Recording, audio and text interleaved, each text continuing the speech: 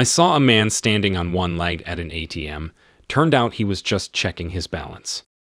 The movie starts in California. Horsemen rush down from the mountains, heading towards a peaceful mining camp where people are looking for gold and going about their day. Suddenly, the calm is shattered by barking dogs as the riders burst into the camp, shooting and causing chaos. They destroy homes and attack the miners, who can hardly fight back. Amidst this, a girl, Megan, loses her dog Lindsay to the attackers' gunfire. After the horsemen leave, the survivors take stock of the ruin they've left behind. Megan, grieving over her dog, is found by her mother. Anger and sadness hang over the camp as they start to recover from the attack. Megan, still upset, buries her dog and says the 23rd Psalm, mixing her feelings into the prayer. She expresses longing, sorrow, fear, and a plea for a miracle, questioning God's presence amidst their suffering. While she prays, serene music plays and scenes of nature are shown. At the end, an ominous figure on a horse appears, hinting at future events. Meanwhile, Mr. Barret leaves the camp for town, ignoring warnings about the danger based on his past experiences, showing his determination or perhaps desperation. Hall Barret arrives in LaHood, catching the town's attention. He visits the Blankenship mining supply store for supplies, despite the recent trouble his camp faced. Mr. Blankenship calls Hall reckless for coming so soon after the incident and warns him about needing payment in gold for any supplies, noting Hall's last payment was 8 months ago. Hall argues they have no choice due to the damage to their camp and insists they'll find gold again.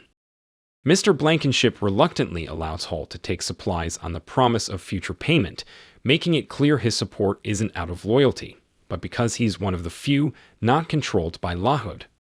Hall leaves, promising to repay with interest once they strike gold. After Hall Barret leaves the store, he is confronted by men who mock him for not greeting them earlier and for coming into town against their warnings. They insult him and threaten to beat him, mentioning past violence. As they start to steal his supplies and physically attack him, the mysterious man on the white horse intervenes. He douses a match meant to burn Hall's goods and skillfully defeats the bullies without much effort. Hall thanks the stranger, who then leaves without a word. The defeated men are left in pain as Hall and the stranger head towards Carbon Canyon, observed by the concerned Blankenships. Hall Barret meets the stranger who helped him and offers him a place to stay, saying it would be a pleasure, not a burden. The stranger agrees to follow Hall back to his camp in Carbon Canyon.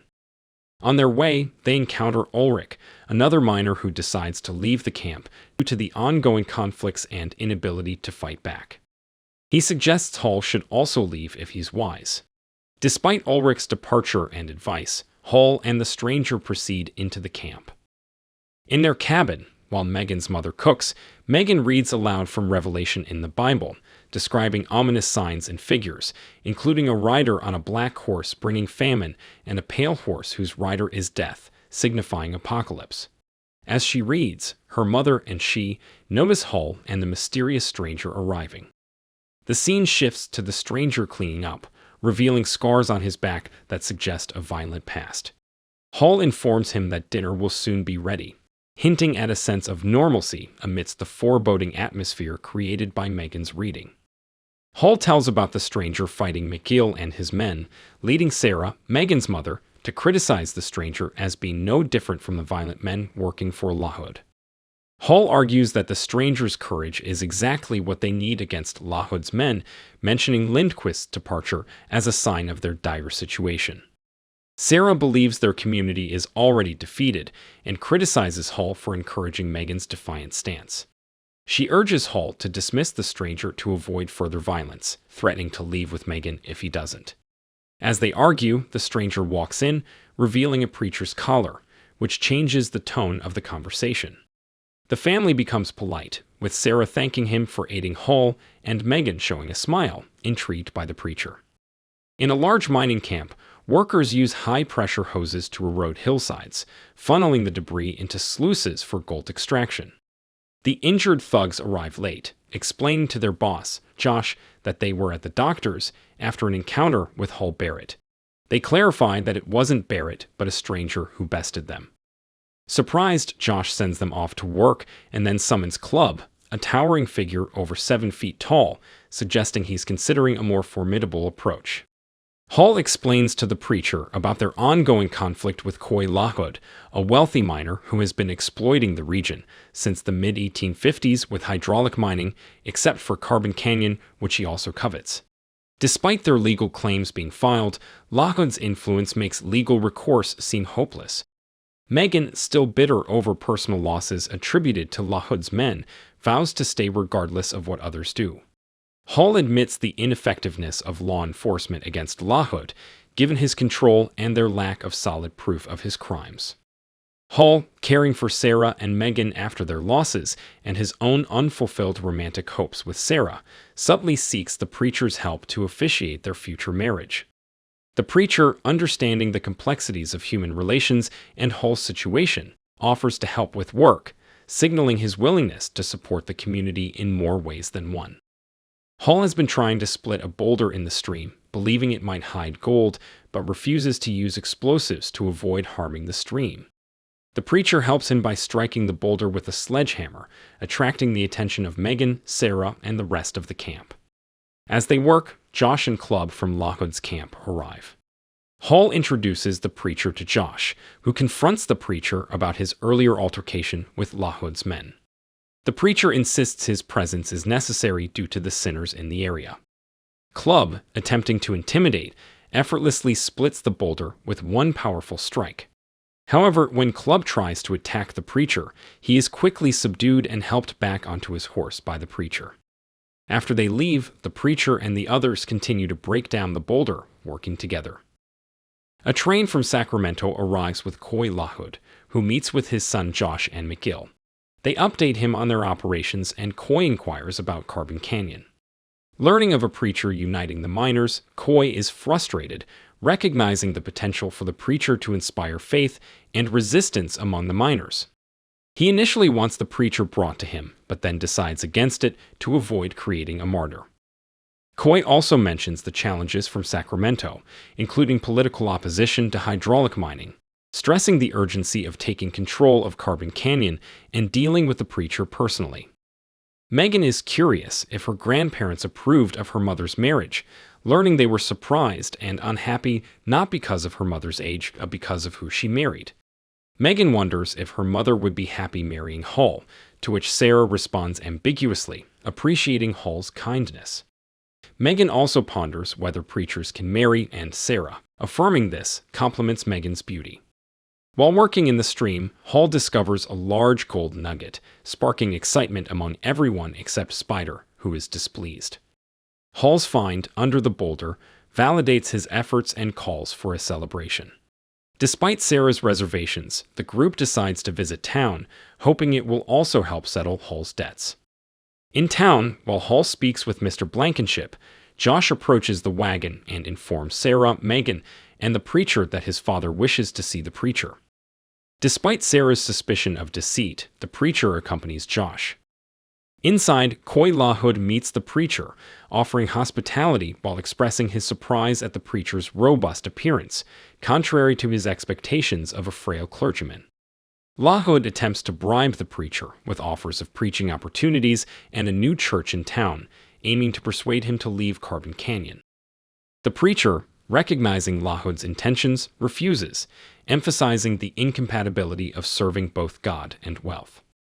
LaHood then threatens to use a writ granting him mineral rights to Carbon Canyon and gives the preacher 24 hours to convince the miners to leave, hinting at violence through the involvement of Marshal Stockburn if they do not comply. The preacher negotiates with LaHood, initially offered $100 per claim. He successfully raises the offer to $1,000 per claim to avoid conflict, though LaHood insists on their departure within 24 hours. After settling his debts, Hall returns to the wagon just as the preacher exits LaHood's place, hinting at a conversation with LaHood over drinks. Later, at a campfire meeting in Carbon Canyon, the miners debate LaHood's $1,000 offer per claim. Spider is skeptical, suspecting the land's worth far more. The preacher advises them to consider their decision carefully, warning of potential violence from Marshal Stockburn and his deadly deputies if they refuse LaHood's offer. Despite the risks, Hall appeals to the miners' sense of home and dignity, reminding them of their deep connections to the land and their shared struggles. He questions the value of dignity if they capitulate now. Moved by Hall's words, the miners unanimously decide against taking LaHood's money, choosing to stay and fight for their land and principles. After the campfire meeting, Megan shows the preacher her dog's burial site, expressing that she prayed for a miracle, which she believes came in his form. When Megan confesses her love and inquires about the possibility of marriage and intimacy, the preacher gently explains that while love and intimacy are natural, she will find someone right for her in the future. He suggests her mother might be worried, leading Megan to mistakenly believe the preacher has feelings for her mother, Sarah. Upset by this misunderstanding, Megan angrily lashes out and leaves. The preacher visits LaHood's mining camp to observe their operations before informing Josh that the miners have rejected LaHood's offer, and then he leaves. Shortly after, at the train station, the preacher is seen by the telegraph officer before disappearing after Kiel sends a telegram to call in the marshal. The message reaches Yuba City, prompting immediate action towards the marshal's office. Back at the miners' camp, Hall discovers the preacher has left, taking his belongings with him. While Hall believes they can still manage without the preacher, Sarah criticizes the decision to refuse LaHood's offer, fearing they relied too much on the preacher's support. Their conversation is interrupted by an explosion. Investigating, they find that LaHood has dammed the creek, significantly reducing their water supply. Sarah points out that accepting LaHood's offer would have prevented this outcome, highlighting the tension and uncertainty within the camp following the preacher's departure and LaHood's aggressive move. The preacher goes to Wells Fargo & Co.'s Express to collect his guns from a safety deposit box, leaving his preacher's collar behind, revealing a past marked by violence. In Carbon Canyon, the miners, feeling defeated without the preacher, contemplate leaving after LaHood dams their water source. Despite Hall's attempt to inspire them with a false message from the preacher, their spirits are low, and they decide to give mining one last try for 2 more days. Spider, sensing Hall's dishonesty, advises him to leave with Sarah and Megan for their safety. Meanwhile, the marshal and his deputies are en route, suggesting impending trouble. Megan, feeling distant and perhaps seeking solace or action, asks Hall for permission to use the mare, which he grants without harboring any resentment towards her. Spider discovers a large gold nugget and excitedly declares himself rich, causing a stir among the miners. Meanwhile, Hall, who remains seated and detached from the celebration, apologizes to Sarah for the hardships they faced. He suggests they have an opportunity to leave together as Spider's find indicates a turn in fortune for the miners. Hall expresses his long-standing care for Sarah and Megan, seeking a future with them. Sarah acknowledges Hall's kindness and agrees to be with him, attributing her recent stress to confusion. They contemplate starting anew elsewhere, hopeful for a fresh beginning and possibly finding another preacher to officiate their union. Megan visits the LaHood mining camp searching for preacher and is confronted by Josh, who forcibly detains her. The situation escalates until preacher intervenes from a distance, neutralizing the threat posed by Josh and his men. He then rescues Megan, and together they leave the camp safely. In the town, a drunken Spider Conway confronts LaHood, demanding a showdown. Inside, LaHood orders Stockburn, a marshal with 6 deputies, to eliminate the preacher and the miners, mentioning the preacher's distinctive, intimidating eyes. Outside, Stockburn and his deputies confront Spider, forcing him to dance by shooting at his feet, and then fatally shoot him when he draws his gun. LaHood observes the execution from a distance. Stockburn instructs Spider's sons to convey a message to the preacher, challenging him to a meeting. Meanwhile, the preacher returns to Carbon Canyon with Megan, to the surprise of the miners, including Ev Gossage, who had been updating the preacher on the situation, including Megan's previous disappearance. Preacher reassures Sarah and Megan, who has just been rescued from a dangerous situation at LaHood's camp. He then learns from the community that Spider Conway was killed by Marshal Stockburn and his deputies, who have challenged Preacher to a confrontation. In private, Sarah and Preacher discuss Megan's rescue and the upcoming duel with Stockburn. Sarah pleads with Preacher not to face Stockburn, reflecting on her past losses and deciding her future lies with Hall, a stable presence. They share a moment of closeness before Preacher turns to face his past, leaving his true identity ambiguous. Preacher and Hall sabotage the LaHood mining operation before Preacher heads into town alone, leaving Hall to look after Sarah and Megan. At home, Sarah and Megan reflect on their feelings for Preacher, with Megan expressing regret at not saying goodbye. In town, Preacher faces LaHood and Stockburn's men in a cafe. After the men recklessly shoot up the place, thinking they've eliminated Preacher, he emerges unscathed and confronts them directly. Preacher successfully outguns the remaining assailants in a decisive showdown. After using strategy and stealth to dispatch each deputy, Preacher confronts Stockburn directly, ending the marshal's life in a decisive duel. Meanwhile, Hall takes care of LaHood, ensuring no further threats from that quarter. As the dust settles, Preacher leaves town, and Megan attempts to follow him, but is advised against overexerting the horses. Instead, she calls out her thanks and love to Preacher, her voice carrying into the distance. Preacher's path leads him into the snowy mountains, leaving his mark on the lives he's touched but continuing his solitary journey. If you enjoyed this video, don't be shy to hit the like button, and if you disliked it, hit the dislike button twice, just to be sure. It would be best if you watched the whole movie. Thank you very much for watching. Please subscribe for more videos like this.